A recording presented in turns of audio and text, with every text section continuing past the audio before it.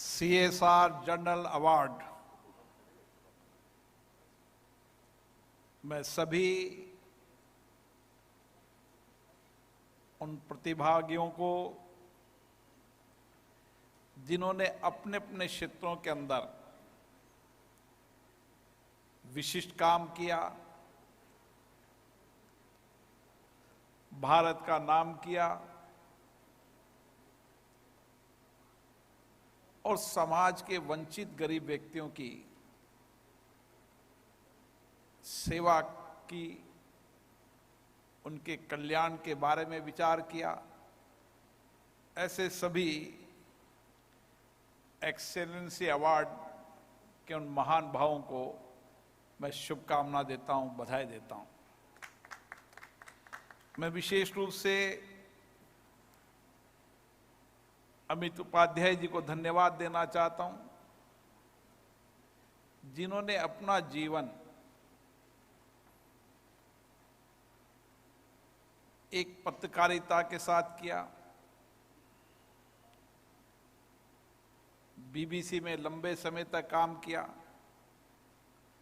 उसके बाद उन्होंने पत्रकारिता को एक सकारात्मक दिशा देने के लिए CSR क्षेत्र में समाज के अलग अलग क्षेत्रों के अंदर जो लोग उत्कृष्ट काम करते हैं, गरीब वंचित लोगों की जिंदगियों को बदलने का काम करते हैं, उन सबको एक प्लेटफॉर्म पर लाकर उनके किए गए काम को समाज को बताना, सम्मान दिलाना, ताकि समाज के और लोगों को भी या समाज के अंदर प्रतिष्ठित कंपनियों को भी प्रेरणा मिले सामाजिक सेवा की। आज हमारे बीच में इस कार्यक्रम में अपर हाउस की मेंबर ऑफ पार्लियामेंट, जिन्होंने अपने समय के अंदर भारत का गौरव बढ़ाया, सम्मान बढ़ाया और दुनिया में भारत के झंडे को ऊंचा करने का काम किया, श्रीमती PT उषा जी को मैं धन्यवाद देता हूं, जिनके नेतृत्व में ओलंपिक में और पैरा ओलंपिक के अंदर हमने देखा, पैरा ओलंपिक में किस तरीके से हमारे खिलाड़ियों ने कई गोल्ड मेडल प्राप्त किए, सिल्वर मेडल प्राप्त किए और उत्कृष्ट प्रदर्शन किया, चाहे ओलंपिक में, पैरा ओलंपिक में। लेकिन इनका लक्ष्य और है कि जब तक भारत का झंडा दुनिया में सबसे ऊपर नहीं पहुंचेगा, PT उषा जी इसी तरीके से काम करती रहेगी। हमारे लोकसभा में हमारे सांसद रविंद्र वायकर जी, हमारे मित्र राहुल शेवाले जी, हमारे member of parliament senior Shri Gopal Shetty ji और यहां पर आए सभी प्रतिष्ठित भाई और बहनों, मैं विशेष रूप से आप सबको धन्यवाद देता हूं कि आप सब ने समाज के उस गरीब व्यक्तियों के आंसू पोंछने का काम किया, उनकी जिंदगियों को बेहतर करने के लिए प्रयास किया और कैसे उनकी जिंदगी अच्छी हो सकती, कुशल हो सकती है।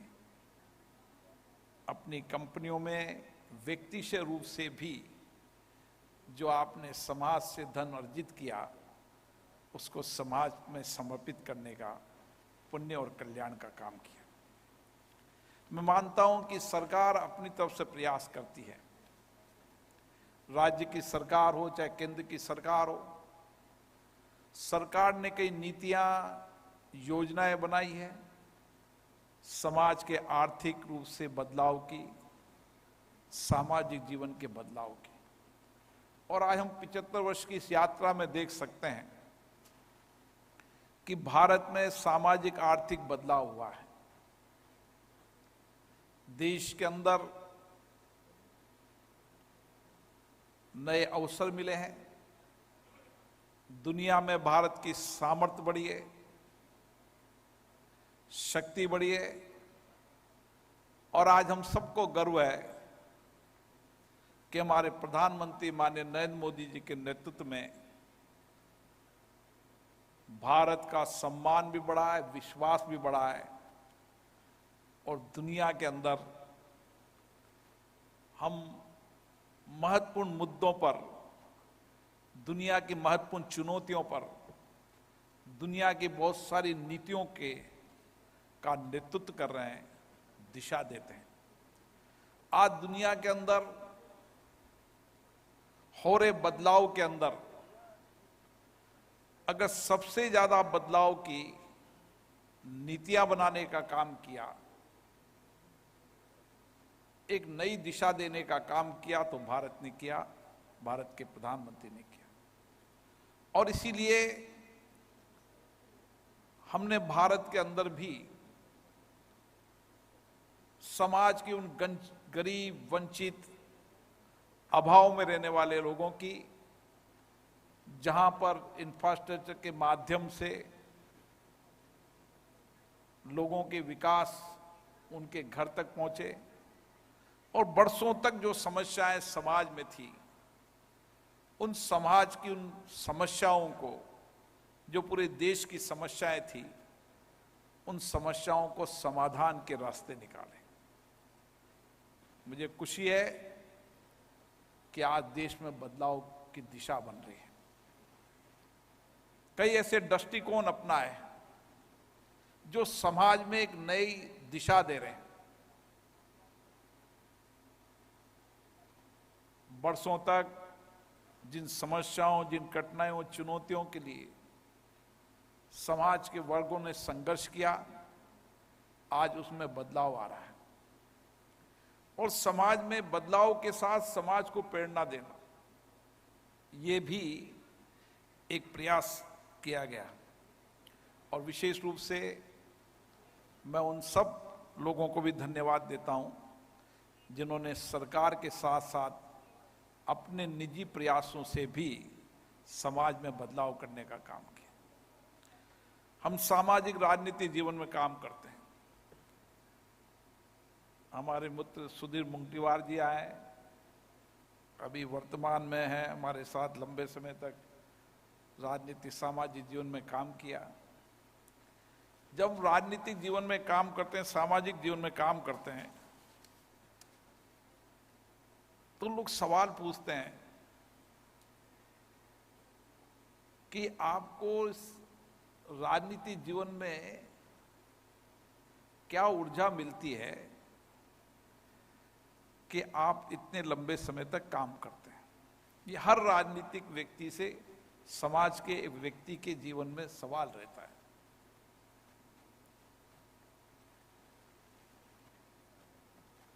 और मेरा मानना है,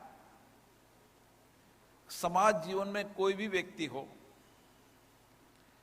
अगर उसके प्रयासों से किसी के चेहरे पर खुशी आती है, उत्साह आता है, उसको संतोष मिलता है, तो काम करने वाले को भी उतनी ऊर्जा मिलती है, उतना उत्साह मिलता है।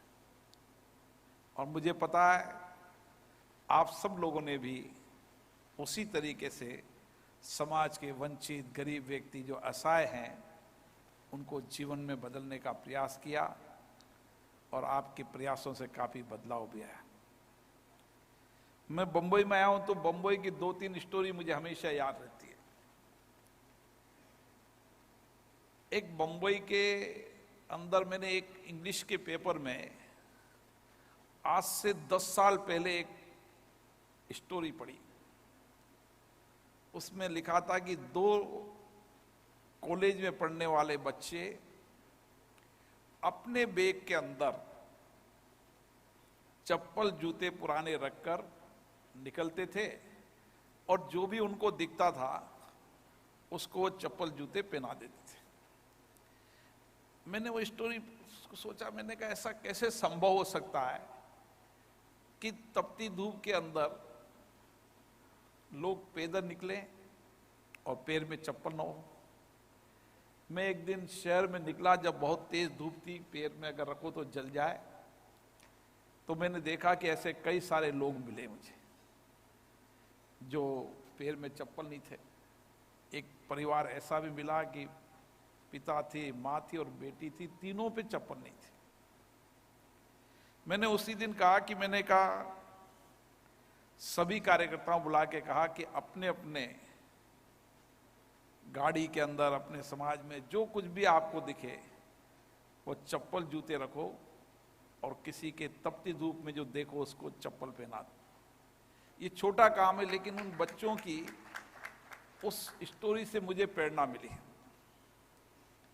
ऐसे ही कोटा के अंदर एक बार जेके लोन हॉस्पिटल, जो हमारे बच्चों का हॉस्पिटल है, उसमें एक साथ 15-20 बच्चों की मिलने की खबर आई। पॉलिटिकल आदमी है, राजनीति व्यक्ति हैं, गए हॉस्पिटल में, पूछा क्या कारण है। कुछ तर्क रहे होंगे, हॉस्पिटल की कमी कुछ रहे होंगे। मैंने सोचा कि उनके परिवार के लोगों से जाके मिले। जब उनकी मां से मैं मिला, उनके घर पे मैं गया, सबके घर पर, तो मैंने देखा कि उनके पास 2 टाइम की रोटी का इंतजाम नहीं था। उनका वजन इतना कमजोर था, आर्थिक स्थिति दयनीय थी। तो मैंने सोचा कि जब इस मां के बच्चा पढ़ने का सामर्थ्य नहीं है, खुद को खाने के 2 टाइम की रोटी का इंतजाम नहीं, तो बच्चा कैसे स्वस्थ होगा। सरकार प्रयास करती है, कई अभियान भी चले हैं। हमने अमित उपाध्याय जी की तरह कुछ लोगों से कहा कि ऐसे जितने लोग जिनकी उम्र 45, जिनकी महिला की वजन 45 किलो से कम है, उसको चिन्हित किया जाए। और हमने पिछले 2 साल तक लगातार ऐसी महिलाओं को चिन्हित कर कर उनको पूरे 9 महीने और 2 महीने डिलीवरी के बाद, बच्चा पैदा होने के बाद, उनको एक ऐसा किट दिया जिससे सामान्य रूप से वह खा सके और थोड़ा परिवार भी खा सके। मैंने देखा कि जब 9 महीने बाद, 10 महीने बाद हमने उतनी 3000 महिलाओं का अध्ययन कराया, उसमें किसी का भी बच्चा नहीं मरा। हमने उसको कहा कि माँ भी स्वस्थ और बच्चा भी स्वस्थ, सुपोषित माँ अभियान के तहत मन को अच्छा लगा कि कम से कम समाज के आप जैसे लोगों के प्रयासों से वो बच्चा भी स्वस्थ और माँ भी स्वस्थ। मैं इसलिए बता रहा हूँ कि हमने ये सब छोटी छोटी बातें हैं। हॉस्पिटल में एक दिन मैं चला आ रहा था, तो एक व्यक्ति जिसकी कमीज फट रही थी, धोती फट रही थी, गांव का था, हमारी भाषा में मैंने पूछा उससे कि बाबा कैसे आए हो। कब बहू की डिलीवरी हुई है, मेरी भाषा बताओ। मैंने कहा तुम रजाई तो नहीं लेके आए हो। तो उन्होंने कहा कि मैंने आदमी कितने हो, कि हम 3 आदमी। मैंने कहा एक रजाई में काम कैसे चलेगा।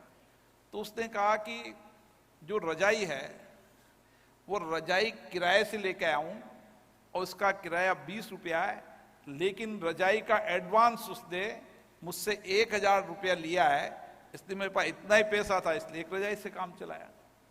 हमने कहा कि क्यों नहीं हॉस्पिटल के अंदर, बाहर लोग कितने सोते होंगे जो खुले आकाश में सोते होंगे, उन सबको एक कंबल, एक रजाई दी जाए, शाम को दी जाए, सुबह ले लें।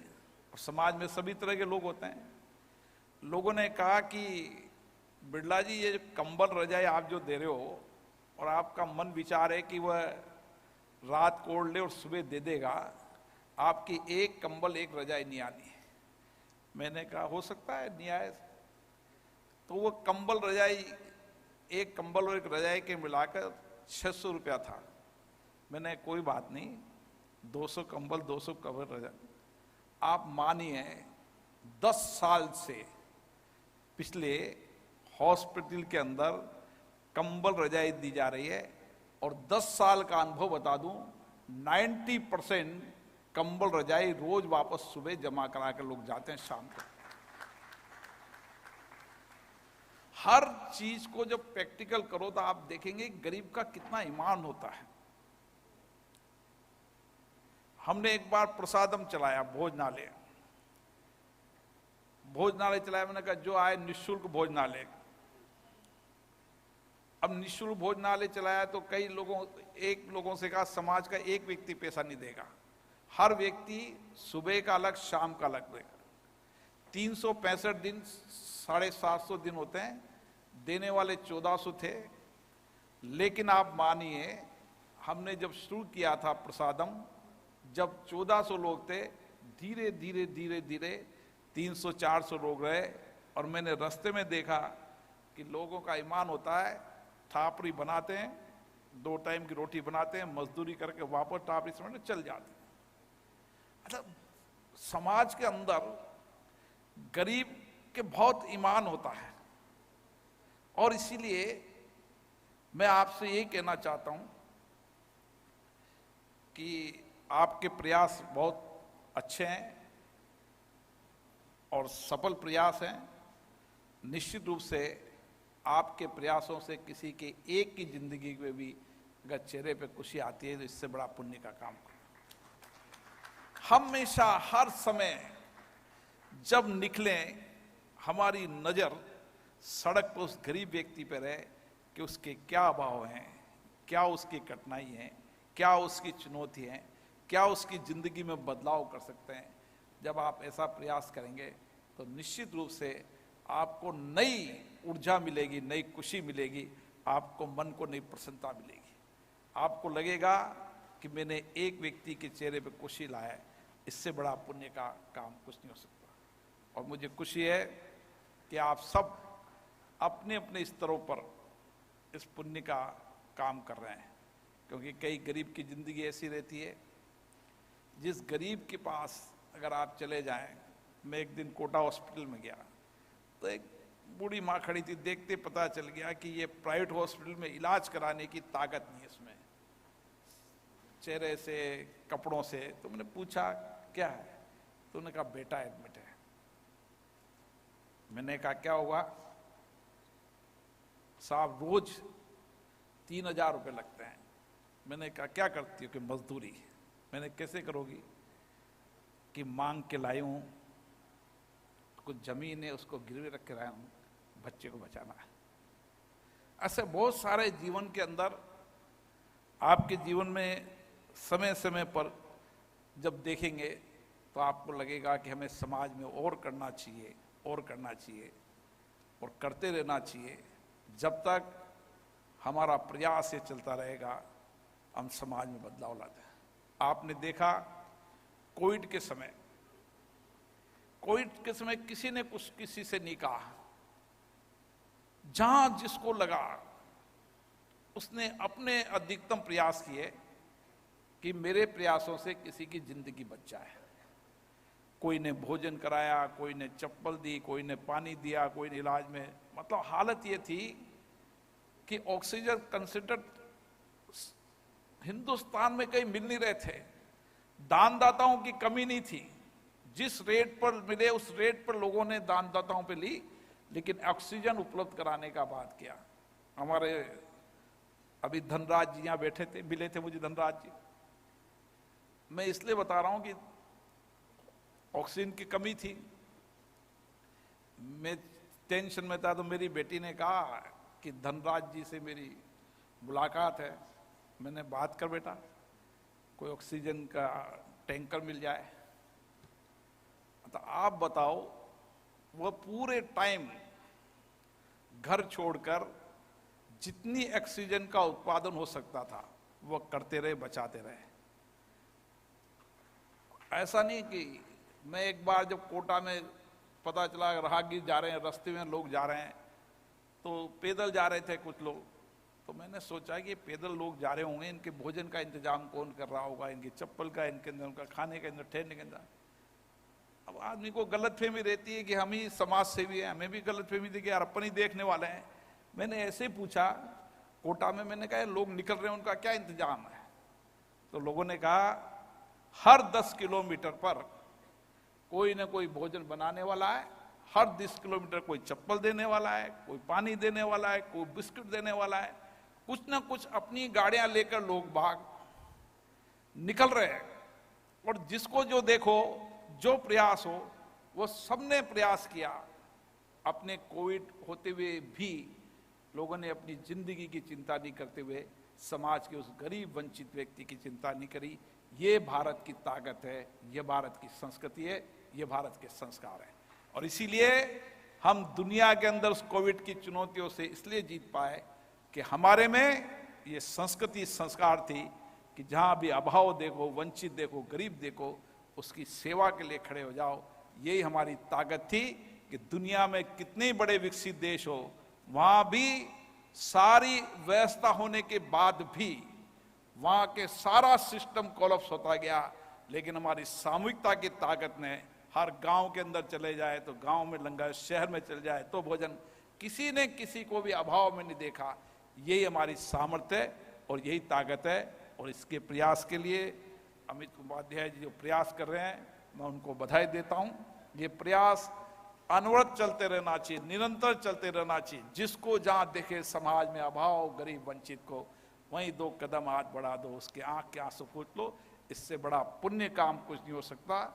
आप सबने अपने अपने क्षेत्रों में काम किया, कुछ लोगों को ही अवार्ड दे पाए अमित जी, लेकिन काफी लोगों ने प्रयास किया।